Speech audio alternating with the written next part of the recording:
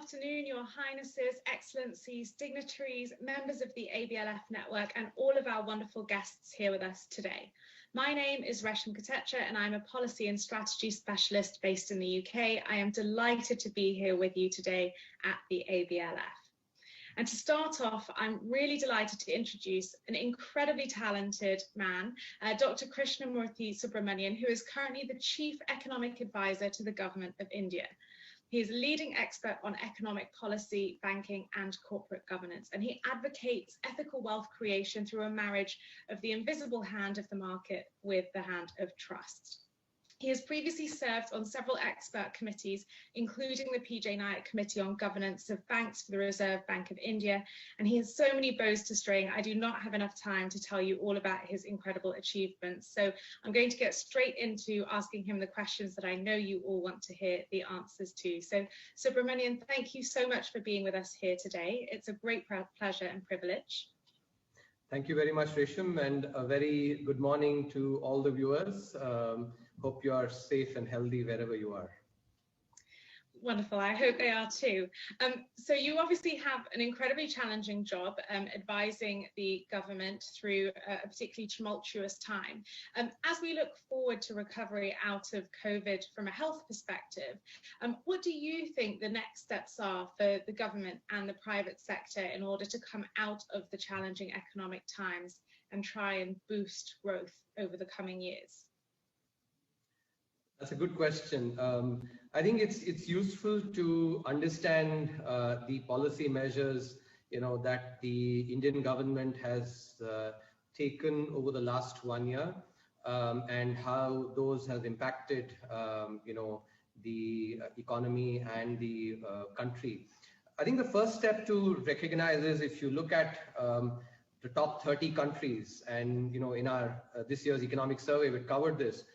India has, done very well in managing the pandemic, has saved about 100,000 lives compared to what could have been, and has saved almost, close to 3.5 to 4 million cases, compared to what could have been. And in the economic survey, we've shown that that came about because of the courageous decision making that where in India took the tough decisions that do create that did create some short-term pain, but have then laid the seeds for a lot of long-term gains to come in.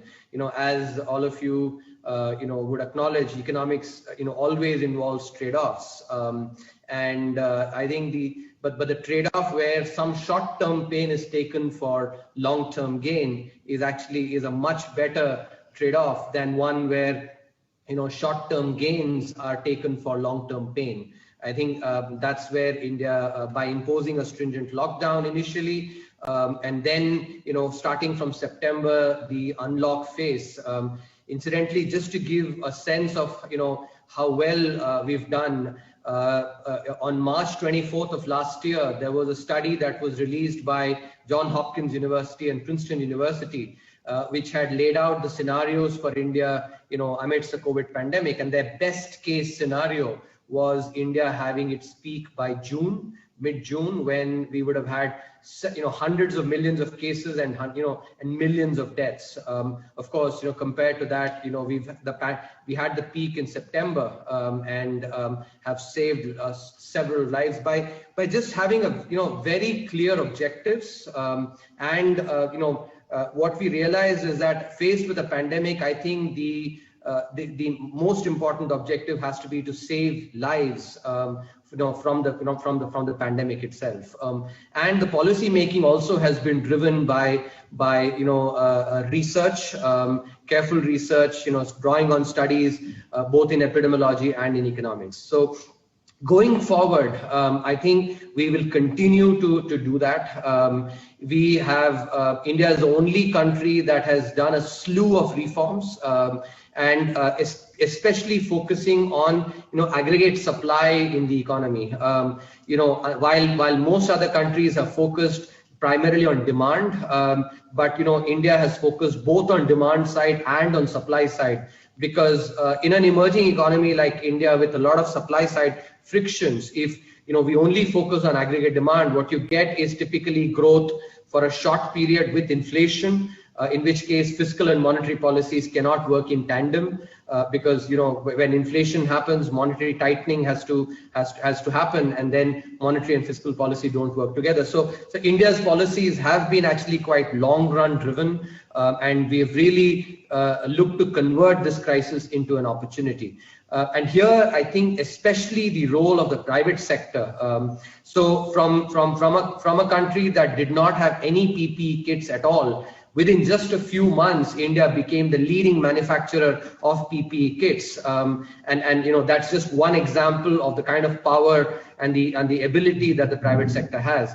I think that is a signature change that is happening, in the Indian economic thinking, which is that earlier, of course, before liberalization up until the 1990s, it was the public sector that was given the commanding heights of the economy. Even after liberalization, words like privatization, etc., were used most, in sort of not in government communication, and private sector's role was acknowledged mostly as in an apologetic way, rather than recognizing the productivity gains and the central role that markets and private sector play. I think that is an important change that is happening in India's economic thinking, where wealth creation is not regarded as evil. It's actually regarded as as something that is good, of course, when it's done ethically. I think, and that the private sector is acknowledged for productivity that it brings. These are important changes that are happening, and if you see the thread that runs through the reforms that have happened over the last 1 year, it is about actually building a self-reliant India by empowering the private sector. I think that's a key change that is happening. We can talk about some of the details, but I think the big picture idea that is really driving India's reform, post-COVID India is one that actually recognizes the role of the private sector, role of markets, as you had pointed out, marrying the role of markets, of the invisible hand of markets, with the hand of trust, the hand of of ethical wealth creation. I think that's where India is really sort of made a signature change in its economic thinking. So I think that's so fascinating. You've given us so much context to work with, and there's two key questions I want to pick up on. Well, three really, but I'll get to that. But the first, you talked about the focus on the AS side, your supply side policies, and you talked about supply side policies and some of the aggregate side frictions that you've had to deal with. Can you give us a little bit more information as to what you mean by that, some context and examples? So if you look at, for instance, the reforms that have been done, and let's just look at it from some of the factors of production. Labor is a very important factor of production. Capital is another. Because of the labor laws that we had in the country, and do remember that India has been debating about labor laws for the last 3 decades. When, in 1991, when India got the loan from the International Monetary Fund to tide over its balance of payments crisis, one of the conditionalities of that loan was to reform the labor laws. Since then, this was on the table, but actually never got done. Now that basically created a lot of frictions, what we economists call frictions, in the labor markets. We had a completely unwieldy labor laws, and which did not enable job creation either, and kept firms really small. This phenomenon of dwarfs, where firms aged but never grew, and it's firms that grow that actually create jobs, not just in emerging economies, but in the United States as well. For instance, we had shown in the 2018-19 economic survey that if you look at the United States, a firm that becomes, from 5-year-old to 30-year-old, by the time it becomes 30-year-old, the firm has created almost 7 times as many jobs compared to what it created when it was 5-year-old. Wow. That same number in India is, what was about 1.4. In other words, just 40% more jobs over a 25-year, aging phenomenon of the firm. And so job creation, therefore, was far, far less because of some of these frictions on the labor market side. Similarly, if you look on the capital side, the financial sector has faced issues of quality of lending, and at the same time penetration of credit as well. So these are all frictions on the factor markets, capital, labor, which then impacts aggregate supply in the economy. And if you have a situation where aggregate demand increases without aggregate supply increasing, then obviously you will have inflation. I think that's Econ 101 in some sense. And if you, for instance, look at what happened after the global financial crisis, the policy response was focused primarily on revenue expenditure, that sort of the farm loan waiver, for instance, which expanded aggregate demand, but did nothing to the aggregate supply. Capital expenditure was decreased, no reforms were done, and that's why we had runaway inflation, touching double digits, in fact, for 3 years. A current account deficit, because when aggregate supply does not change, but aggregate demand changes, obviously, people have to rely on a lot more imports, and that's why we had current account deficit touching close to 6%, and a runaway fiscal deficit. So triple whammies of high current account deficit, high fiscal deficit, and high inflation, which led to the macroeconomic crisis in 2013. Now we've actually sort of learned the lessons from there. Instead done what we did after the Asian financial crisis, which is we did capital expenditure. The Golden Quadrilateral, for instance, was built at that time. Reforms were done, small scale reservations were removed, for instance, and that generated economies of scale, supply side, improved aggregate supply. The entire telecom revolution, the reforms were done at that time. Today, if actually India is such a leader in telecom, it's because of some of the reforms that were done at that time. And privatization was embarked upon at that time. There was a full ministry for disinvestment that was started for the first time, and as a result we had growth that was sustained without inflation, without a macro crisis. What India has done now is basically replicate that successful template after the Asian financial crisis, but at a much higher scale in terms of reforms, in terms of the capital expenditure that is being focused on. This budget, for instance, has increased the outlay for capital expenditure by close to 40%. Healthcare, the outlays have been increased by about 135%. And so not only in terms of physical, infrastructure, but even soft infrastructure, human capital, that is also being focused on, all of which will have impact on, GDP growth going forward in this decade. And I want to pick up on your earlier point. You talked about empowering the private sector in order to do ethical wealth creation. As an economic advisor to a government, how do you support policies that will ensure that wealth creation is ethical, that it doesn't simply exacerbate economic inequalities and create a greater divide between the haves and the have-nots? Risham, I would urge viewers to take a look at a chapter that we wrote in this year's economic survey, which was titled Growth and Inequality, Conflict or Convergence. Now, if you look at the debate, and that's one of the privileges of being an economist, that you actually get to follow the literature across the world. If you look at the literature on inequality, people like Thomas Piketty and others actually have written on this. In the advanced economies, the debate has been about this conflict between growth and inequality. The literature, in fact, has shown that while, in growth or GDP per capita, for instance, actually, has either a positive, effect or, maybe no effect on socio-economic indicators like healthcare, health indicators, education indicators, crime, mental health, etc. Growing inequality actually has a negative impact. In other words, societies, and I'm talking about advanced economies, where inequality is greater, you have worse healthcare, worse education, worse mental health, greater crime. That is what you find for the advanced economies.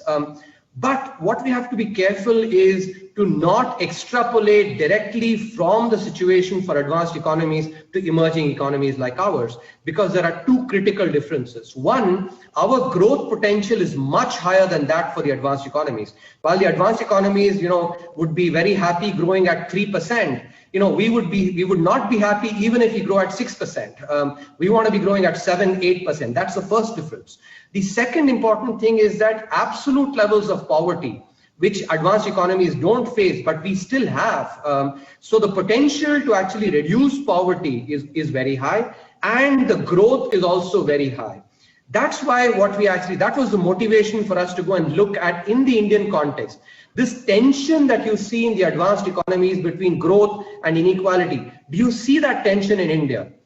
Turns out, no. Actually, when you look at the same indicators, socio-economic indicators of health, education, mental health, crime, actually what we find is the evidence is contra to what you find in the advanced economies, that both inequality and growth have a similar effect. So there is convergence in terms of the impact of inequality versus growth on in the Indian context. And that's because we are at a different stage of development where we need to be growing the pie, and by growing the pie, we generate the resources to be able to do welfare programs. And one of the other chapters in the economic survey actually showed how over the last 6 years, welfare programs, the effectiveness of that has enhanced significantly. The last chapter, in this year's economic survey was titled The Bare Necessities. Bare necessities of drinking water, of sanitation, a healthy environment to live. And when you look at the data, then by the way, this is not government data, not administrative data, survey data by the National Statistical and Survey Organization shows that in 2018 compared to 2012, the access to basic, bare necessities has increased in general across the country. But more importantly, pertinent to your question, it has increased far more for the lowest quintile of the population, the poorest people. So while rich have also, there's been an increase, it's far more for the poor. And that basically, when you put these two chapters together, what we find is India focusing on growth, generating the resources, and using those resources to be able to actually do welfare schemes, which have actually now started being done much more efficiently, is the model that India needs to follow, so that there is ethical wealth creation. And not only do we have an expanding pie, but also we have a situation where actually the poor are especially taken care of. That's really fascinating. And I want to pick up on, you talk about growing the pie, which I think is such a great way to think about it. But in a way, it feels as though COVID, for a short amount of time at least, really pushed the pie off the table for a little bit there. So how has COVID impacted the government's economic strategy? And what changes will we see going forward to deal with making sure that the negative potential implications of COVID are dealt with, the ramifications are not felt for any longer than they have to be, and that we get growth back on the table for the future? So there are two aspects to your question. Firstly, just to continue on this growth versus inequality, if you look at this year, a lot of economists are saying that India, for instance, some of them are saying that there are while a lot of economists are saying there's a V-shaped recovery, some economists are saying there's a K-shaped recovery. What is a K-shaped recovery? That the bigger firms are actually doing better, and the richer individuals are actually not as affected. The poorer are affected. I think there can't be a better illustration of the importance of growth for people at the bottom of the pyramid. When till last year, till 2020, when we were growing, the concerns about inequality were not as much as in a year when you actually have had, not only India, but the entire world has had, a recession. So I think that clearly illustrates how important growth is for people at the bottom of the pyramid. And I think that is something which we actually need to be focusing on, because without growth, you do not get the resources to be able to do welfare programs. That's first point. But just growth itself actually lifts people, at the bottom of the pyramid far more. And I think, what we've shown in the economic survey, the chapter on inequality as well, is that 85% of reduction in poverty, absolute numbers of poverty, actually comes from growth. Inequality actually contributes much less to absolute poverty than growth does. And so we need to be focusing, really have a laser-like focus on growth, because that is what will deliver prosperity for the maximum number of people. That's one key, change in terms of the focus, because policy making is all about having clarity of objectives. And I think what I'm emphasizing again and again is that India, given its current stage of development, needs to be focused on growth, because that is also the way to alleviate inequality as well. Of course, some of the discussion that we've had before on how are we pursuing growth now, that is by enabling and empowering the private sector. That is the important change that we basically are having. In other words, to summarize, post-COVID, I think India has much more clarity that we need to be focusing on growth, because that is the way to reduce inequality and uplift the poorer sections of society even more, and enabling the private sector, because that is the way in which growth really actually happens. In the 2018-19 survey, we had shown, by looking at every country over the last 50 years that grew at least 5% plus growth rate, real terms, for at least a decade. And what we showed was that actually happens through the virtuous cycle of investment, which leads to growth, which basically creates jobs and thereby consumption. And that's how growth proceeds. That's what India is really trying to do going forward in the post-COVID economy. And that's where your focus is with the 4-pillar strategy for growth. Yeah. Brilliant. Okay, well, thank you very much for clarifying that. So I wanted to ask you a little bit about the sectors that you foresee as driving the growth and recovery in India. I know you've talked very passionately about empowering the private sector, but are there any sectors in particular within that you think are going to be the engine of India's recovery? I think that's a good question, Resham. So, if you look at India, in the last 3 decades, India has become a very service-oriented economy. About 60% of the gross value added comes from the service sector, which is a tertiary sector. So if you classify as primary, secondary, and tertiary, services falls in the tertiary sector, and that's very good. Actually, that's something that we should be doing.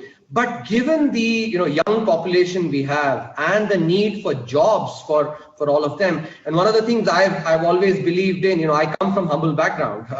My father was the first person in our family to have a formal sector job, and that is what enabled him to educate us, and that's what gave us the opportunities that we got to live the so-called Indian dream, the equivalent of the American dream. So that happened through a formal sector job. So for our population, the young population that we have, jobs are incredibly important, and therefore we need to empower and enable the primary sector and the secondary sector, which is, when we talk about the primary sector, that's agriculture. Mm-hmm. Secondary sector is basically manufacturing. And so if you look at the policy emphasis over the last two and a half years, what we're trying to do is to really enable manufacturing. And that's why these labor reforms, the change in the MSME definition, so that they can grow, they can reap economies of scale. A lot of the incentives for exports, for instance, the production-linked incentives, all these are really focused on enabling manufacturing. And if you see the PMI, the Purchasing Managers Index for manufacturing, in the last, it's been hitting 8-10-year highs, because that has been one of the key aspects of policy emphasis, because the number of jobs that can be created for our youth is far more. The potential is much greater. And therefore, the emphasis on agriculture is also important, because we also need to move people from agriculture to manufacturing. And that's where the farm reform bills are also extremely important. So the focus has been on the primary sector and on the secondary sector, that's agriculture and manufacturing, because those can create jobs. Investment can come in. When jobs get created, you actually have a middle class that gets created, which basically has the purchasing power to push aggregate demand.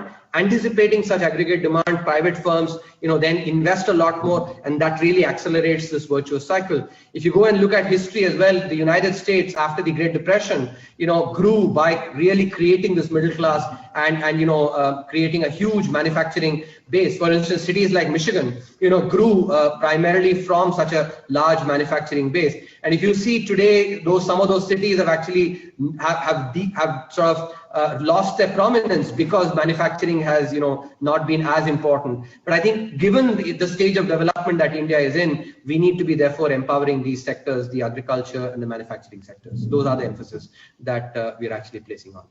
So given the importance of those two sectors, how do fluctuating commodity and oil prices impact the policies, the economic policies that you're advising on to government? How do you take into account the fluctuations and counter for them? So one of the key aspects that I've always believed in is that, while exogenous variables like oil prices, and in a globalized world, and India now is the 5th largest economy in the world. So India will invariably be exposed to exogenous shocks. But what is endogenous is the policy response. And one of the key things that we have to do is that policy-induced uncertainty should be minimized to the largest extent. That is something that is within the control of the policymakers. Oil prices, we don't have much of a role on, but we should therefore be focusing on policies that reduce policy-induced uncertainty, so that private actors can actually can really take that into account, plan their schedules for investment, production, etc. Because research, for instance, by Nick Bloom and others at Stanford now shows that policy uncertainty is a very important aspect of macro uncertainty, and that is something that is actually the policymakers can indeed influence. So that is in our control, and we therefore need to focus on reducing that to the largest extent. And then I want to jump back. You talked about the AS, the focus on AS and supply side policies. It's not a specific to India issue, of course. Education has been disrupted around the world. Many of our young people have gone months, if not a year now, with disrupted education, and obviously that's been exacerbated where there's the lack of online teaching available to people. What do you think the government should be doing to ensure that the next generation are not negatively impacted by that loss of education? I think that's also a very nice question. So if you look at what has happened in the last 1 year, smartphone buying, especially among the sections of the population where smartphones were not there before COVID, has increased. And when I speak sort of anecdotally to people, it is because they wanted their kids to be able to take online education, not be able to